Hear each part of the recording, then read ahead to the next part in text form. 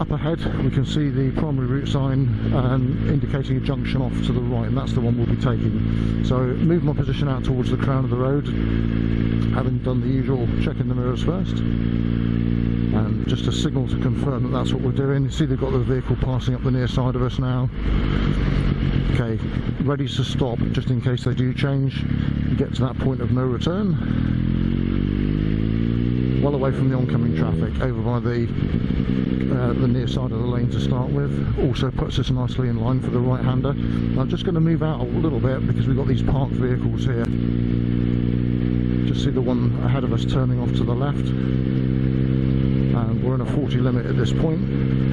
We've got these oncoming vehicles, and I do have following traffic, but nothing that's that close to worry about. As soon as we get to the end of the BUA then, a little bit of power, let's just bring the speed up.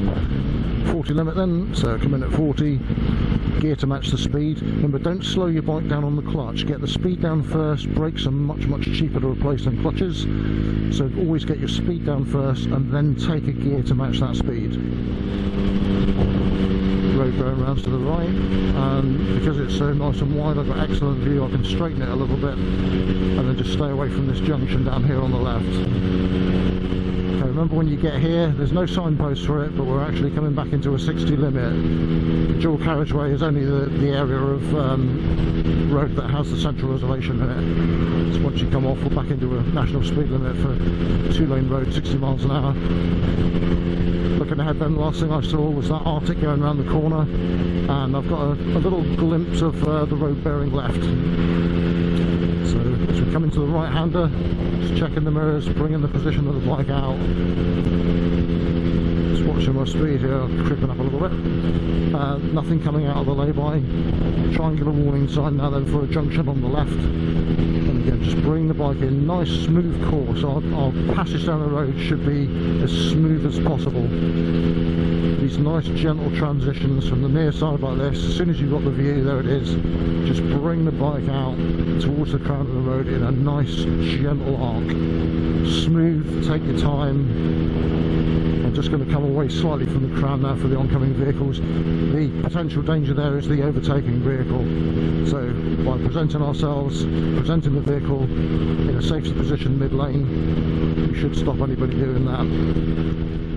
Nice little view down the near side then. We've got this parked up Arctic on the lay-by on the opposite lane. I can see one or two cars heading towards us, and I can also see the signs for a speed limit. We're just coming into a small village, and the speed limit that we're coming into is a 30, so we're 50, almost 55 at the moment. We've got a 40 initially, so we can just bring our speed gently down, and then just where the two oncoming cars are is where the 30 starts. So again, it's exactly the same again, just gently power down now.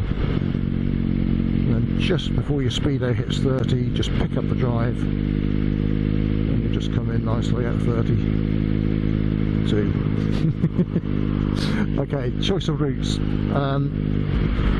Do we need to indicate or not? Probably not, but we have got a choice of route, and I tend to put an indicator on if there is any choice of route, just to clear up any ambiguities to where we're going. So indicator to leave as well.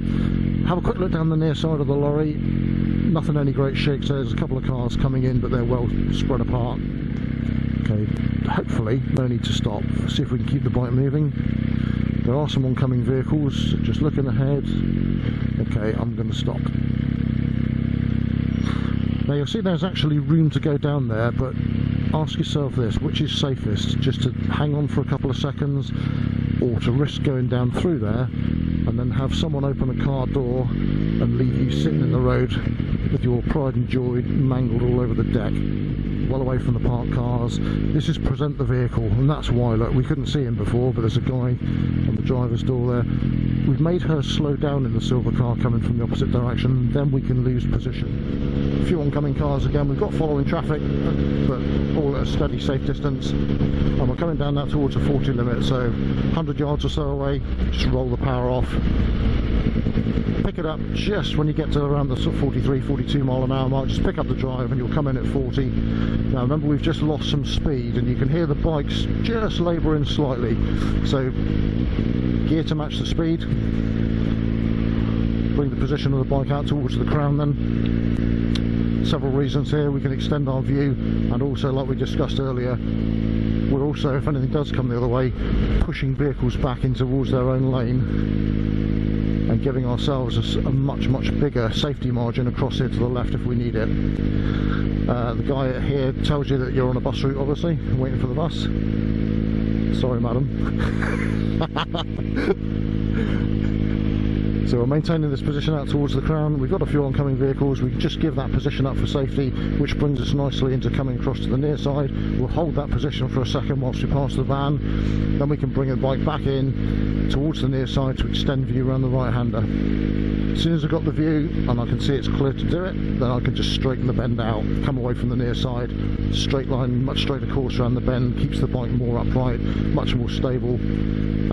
Doesn't really matter much in this weather, but in the wet, if you always drive the same, you're not going to get caught out. And in the wet, the straighter the course and the more upright the bike, then the better it's going to be for you.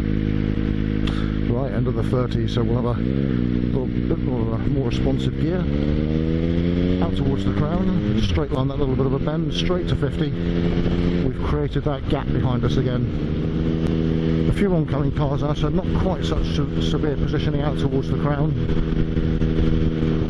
Got following traffic here, but again it's a good distance back, so I can move out probably about 2/3 of the way across the lane here. In the, if you think of the tyre mark of the right hand wheels of a car, that sort of position, so not right against the crown, but still in a good position to extend my view through the bends. Tucking right in now, in against the near side. See all these roadwork signs here, they actually relate to side roads. So once I've got the view, again, let's straighten, watching the van, just losing a couple of miles an hour, making sure we've got eye contact and he's going to stop. Check the mirrors again, then we can power up a little bit.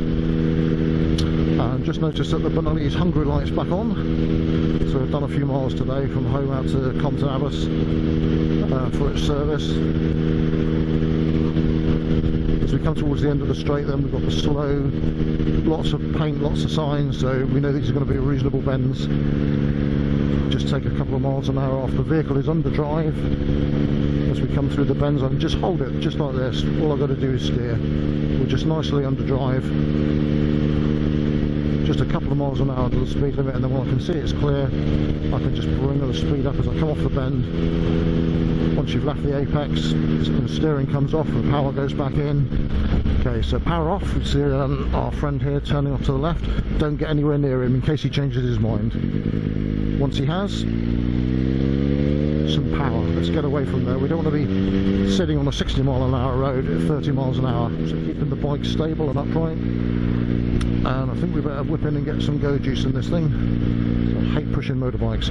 So indicator on, watching the white van. I'm expecting him to go. I certainly would have gone if I'd have been him. Okay, he hasn't. So straight across to the garage. And I know we've had this conversation before. Look at the floor. Pick somewhere that's clean and dry for you to put this bike on the stand. Just cancel the signal. Well, it's not looking too bad. There's a little bit of deposits on the deck there, but nothing too serious. So when you stop, into neutral, front brake on and ignition off. Right, give me a minute, I'll be back. As we come into the roundabout, then there's a cyclist off at 10 o'clock. He's just come back onto the road. I think they're quite safe out of our way actually. She's riding up on the pavement. Quick shoulder check of the signal to leave. See these two dogs, you know, they could easily pull that guy into the road, couldn't they? I don't think he's going to be mushing for the husky team of those two, is he? Put a little bit of power in. He will be controlling our speed, so I'm going to be looking for the opportunity to overtake him as soon as possible. Now I think you'll know, if you've seen my last video, once you've lost that view, don't go any closer and look for the near side view. Always clear the near side danger first. Nice near side view there, look, huge great truck followed by white van, bus stop, road bearing left. Lost view again now, so we don't want to get any closer. I've just got a little near side view. There's 2 or 3 cars coming in. There they are. There's another couple coming in as well. Okay, now I can build a wee bit on him. There's the near side view. I can see bend sign coming up, road bearing to the right. So we'll just tuck into the near side. Right hand bends is definitely the place to look for an overtake. You'll get the earliest view. I can already clear the near side danger. Look at 2 at about 1 o'clock. Cleared near side danger already.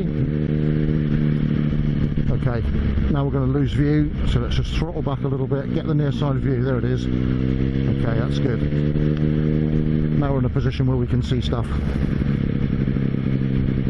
Okay, so I'm in a responsive gear, ready to go. I'm going to look to overtake him off this right hand bend, and if it's on, this will be a little bit of an advanced overtake. We need a little bit of approach and we need to be ready to go.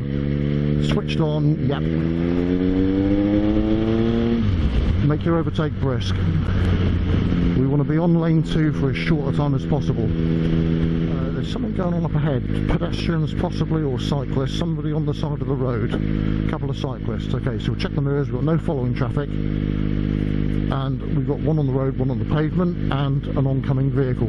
The oncoming vehicle is nowhere near, so let's give the cyclist a good wide berth. And we can just check the mirrors, come back in away from the oncoming vehicle.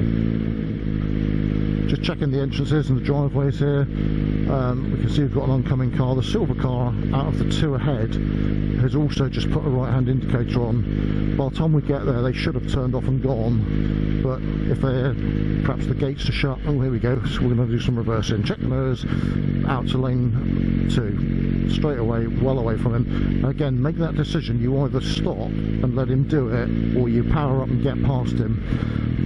Sometimes powering up and getting past them is the safer option. We don't really want to be sitting on this road while they faff about. If they're elderly or not very proficient, you could be sat there for some time with traffic coming up behind you. Right, I can't get straight out, but we can use the acceleration lane. Nice little gap after this one. Quick shoulder check. A little bit of hoof.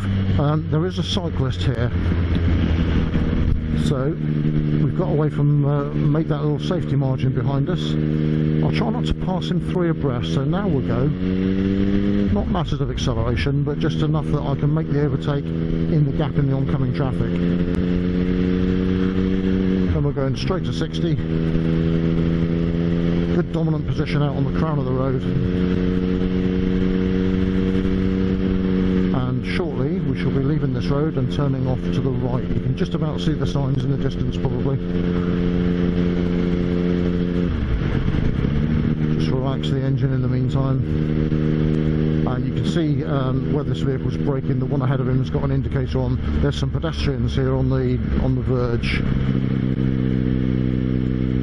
So good safety margin, equalise the danger. And indicator on. Now look at the oncoming traffic. Can we keep our bike moving, or in fact is the road shut? I think the road's closed. Okay, again, don't sod about, let's get out of it. Just relax the engine. There's our cyclist we overtook just now. Looking down the outside of the line of traffic, look, by coming out towards the crown of the road we can hold that view. Completely clear now from the end of the straight right down to the left hand bend. So if I was thinking about an overtake, it certainly would have been on. We're actually already at speed, so we won't be doing any overtaking on this video. Said. Okay, so we've got one on behind. Nice early signal. I'm expecting the lorry to go, although I'm surprised. I'm very surprised he didn't go there. Quite pleased that he didn't. Just watching, there's a bit of a loose surface there. Roadworks Solomon skid rest 10. If you look on the other lane, can you see all that white dust, which is obviously off the chippings where they've had chippings delivered? It doesn't refer to this road. If you look, it goes off down that little side road there, and you can see the white again coming out of there and coming this way. So our road actually is fine. It's just the little side road that's been resurfaced. But in the wet, that's something to look for. That's going to leave a residue on the road, which is probably going to be quite slippery. In the dry today, no problem, but if it was wet, certainly you'd be wanting to keep the bike nice and upright on there. And that's all you get for today, I'm afraid, because it's coffee time.